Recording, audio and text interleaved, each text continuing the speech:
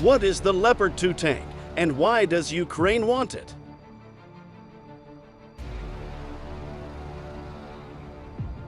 Even as the US and its NATO allies have announced another package of military aid to Ukraine, full of military vehicles, air defense systems, rockets, and missiles, a notable omission is the one piece of equipment that has come to dominate recent talks.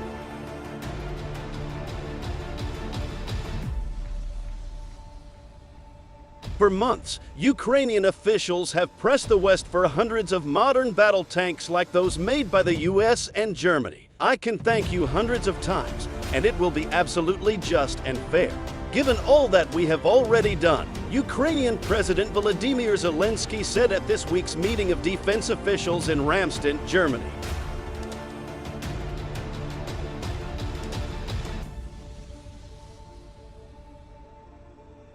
But hundreds of thank you are not hundreds of tanks. Recent debate has centered on the Leopard 2, a Germany-made battle tank operated by about 20 countries worldwide, including more than a dozen NATO members. Germany has come under growing pressure to provide some to Ukraine or to allow other countries, like Poland, to send theirs.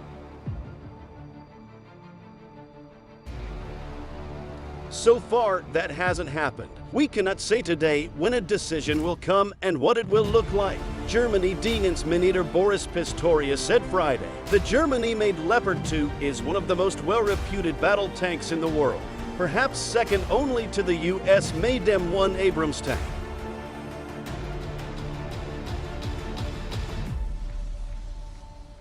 The Leopard 2 was originally designed in the 1970s for the West German Army in response to Soviet threats during the Cold War. They are built to move quickly over a variety of terrain and confront enemy armor like the tanks Russia has been using on the ground in Ukraine since the first days of its invasion last year.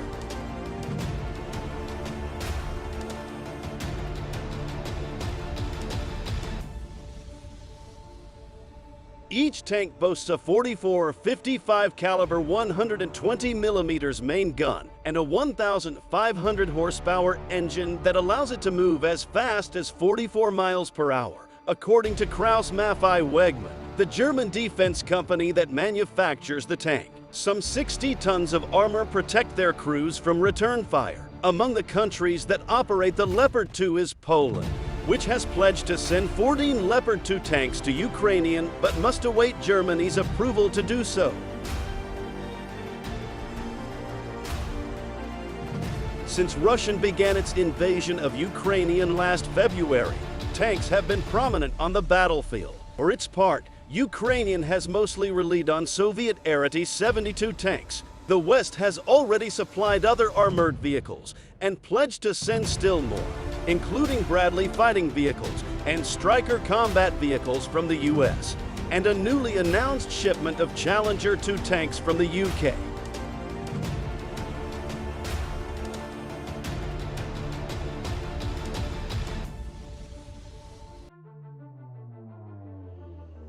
But none represents the combination of accuracy, firepower, and mobility of the modern battle tanks made by Germany and the US. Ukrainian officials have said that such tanks could be the key to a speedy Ukrainian victory, perhaps even this year.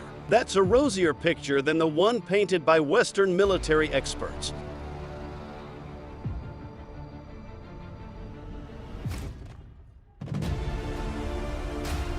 There is no silver bullet out there. There is no one thing that's just going to completely change the whole conflict, said retired U.S. Army Lieutenant General Ben Hodges.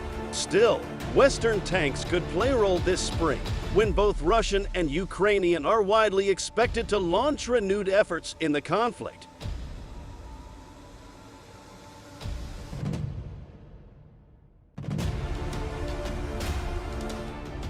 Last month, The U.S. announced that it would train large units of Ukrainian soldiers in combined arms tactics, in which large-scale military operations use different kinds of weaponry together, including aircraft, artillery, and armor like tanks. The ability for us to train the Ukrainians to conduct this very complex maneuvers is really key for them building combat capability as they push forward with their offensive, a senior political scientist at the RAND Corporation, in an interview with NPR earlier this month.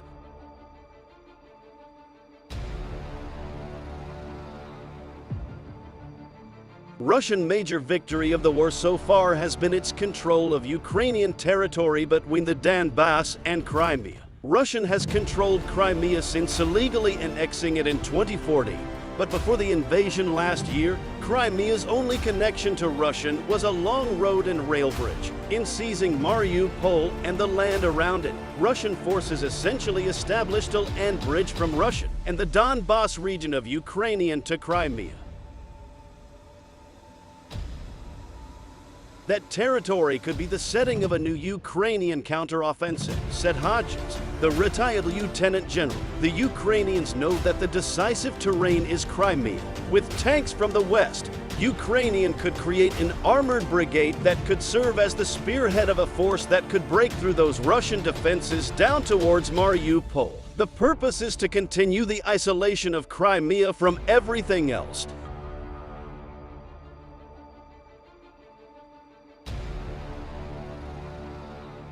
More generally, he said, tanks can allow for more effective use of infantry. In open terrain, tanks can lead, allowing infantry to follow safely. In urban or wooded areas, infantry can move in first, preventing the enemy from hiding and striking with concealed anti-tank weaponry.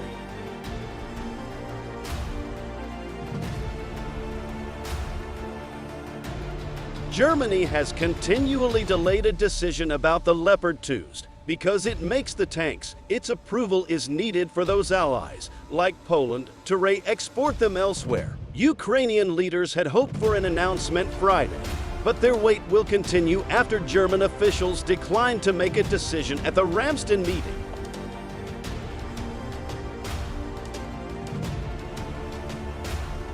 On Friday, Pistorius, the Germany Dienstminister, said that officials were still evaluating the pros and cons of sending the tanks. I am very sure there will be a decision in the short term, he added. The U.S. has also been reluctant to send M1 Abrams tanks, which defense officials argue are not as practical for the Ukrainian battleground as the Leopard 2s, which are lighter than newer variants of the Abrams and are more easily maintained.